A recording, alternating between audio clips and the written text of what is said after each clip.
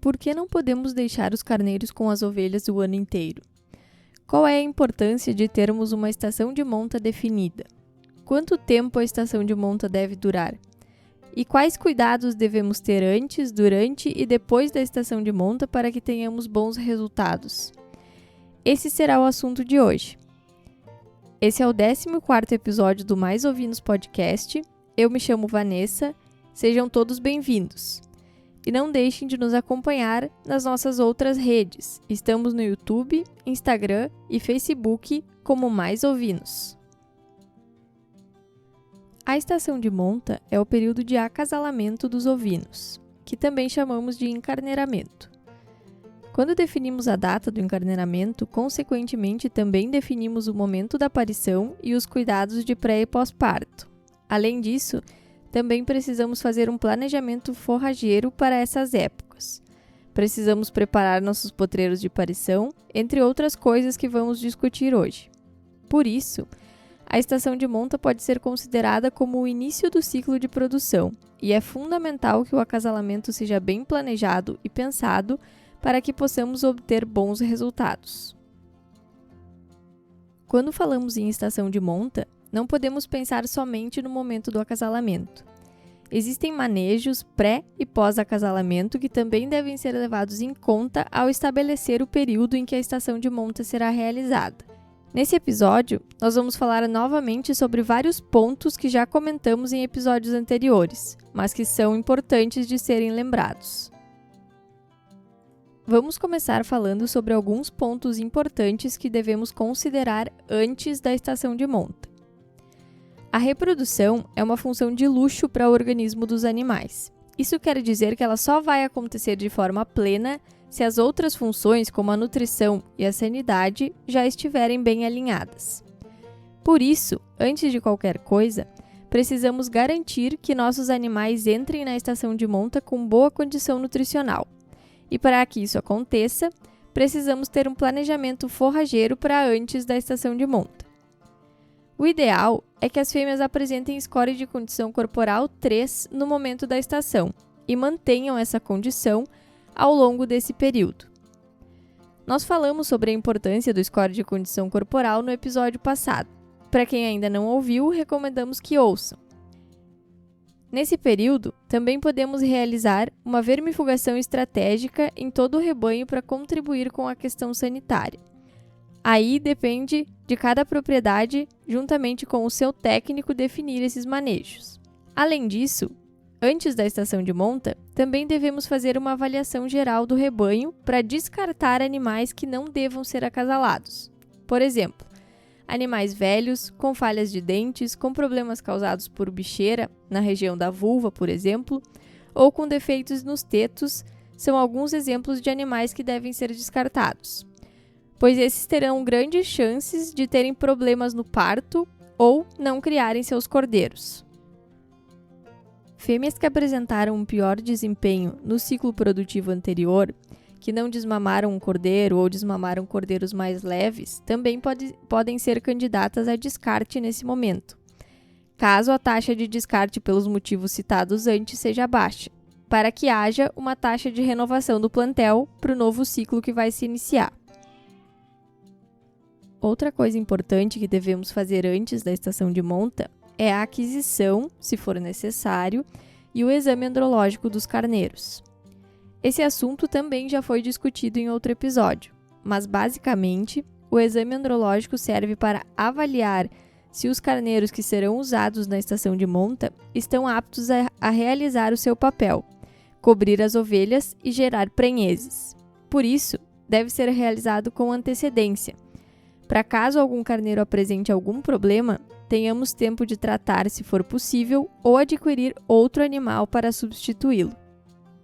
Uma estratégia que pode ser usada antes do início da estação de monta para estimular as ovelhas a apresentarem cio é o efeito macho.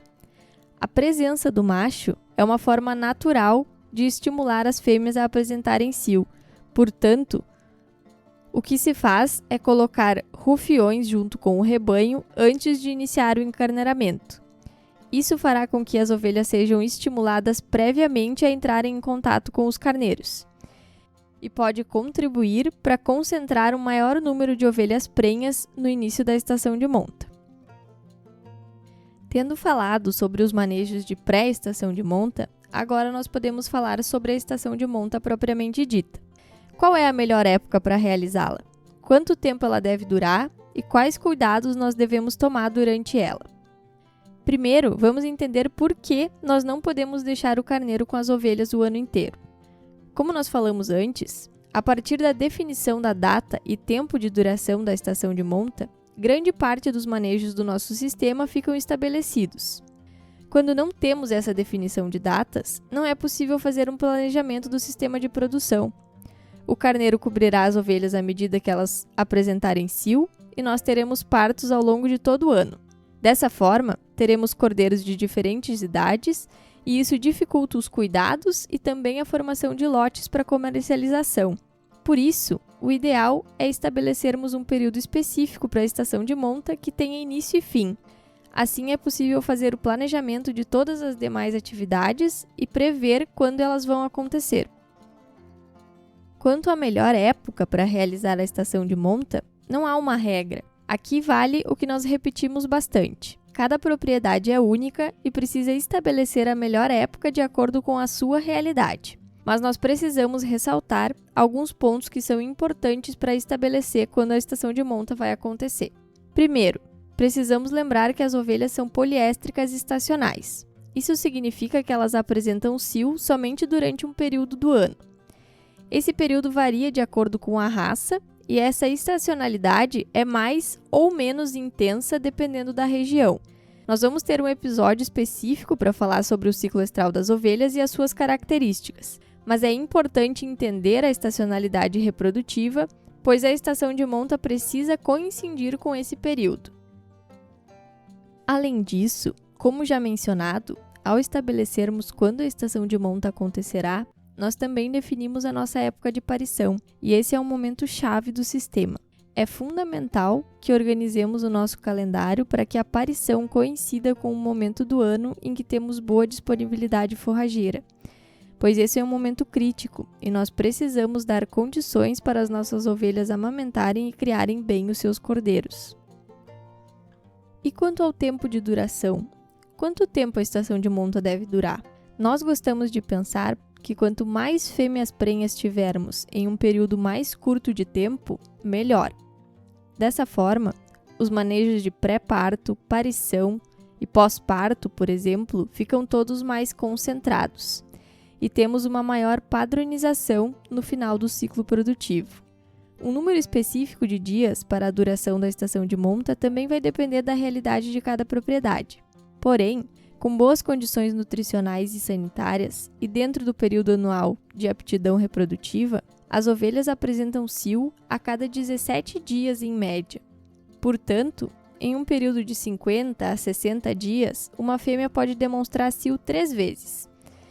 Isso corresponde a 3 chances de estabelecer uma gestação.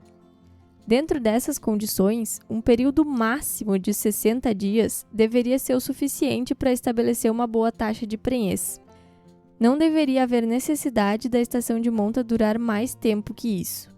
Na verdade, 60 dias é um tempo máximo. Se for possível reduzir esse tempo, melhor.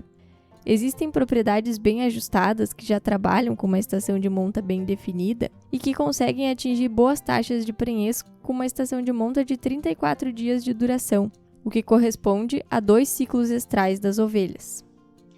No decorrer da estação de monta, nós podemos adotar alguns manejos que podem beneficiar o resultado final. Por exemplo, quando utilizamos a monta natural, 1 ou 2 vezes ao dia, nós podemos juntar o rebanho num canto de cerca para facilitar o trabalho dos carneiros. Dessa forma, concentramos as ovelhas em cio mais perto e os carneiros não precisam se deslocar tanto no campo, evitando o desgaste dos machos ou até mesmo que alguma ovelha em cio não seja coberta por estar mais distante. Outro manejo importante durante a estação de monta é a pintura do peito dos carneiros para podermos identificar as fêmeas que foram cobertas e as que não foram. Usa-se uma cor diferente a cada 15 dias para que nós possamos identificar as fêmeas que foram cobertas em mais de um ciclo estral. Isso indica que elas foram cobertas no primeiro cio, não emprenharam e retornaram ao cio.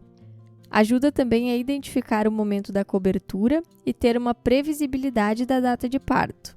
Normalmente, se inicia utilizando cores mais claras de tinta e vai se passando para cores mais escuras. Por exemplo, nos primeiros 15 dias usa-se tinta amarela, nos próximos 15 tinta vermelha, depois tinta azul e assim por diante.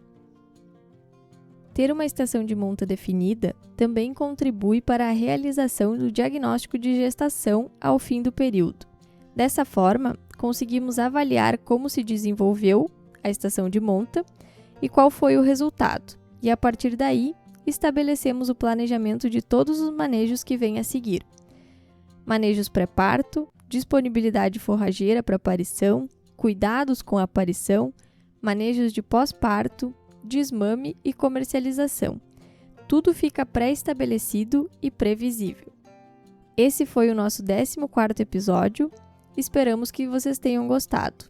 No próximo domingo, nós falaremos sobre colostro. Esperamos vocês. Até lá!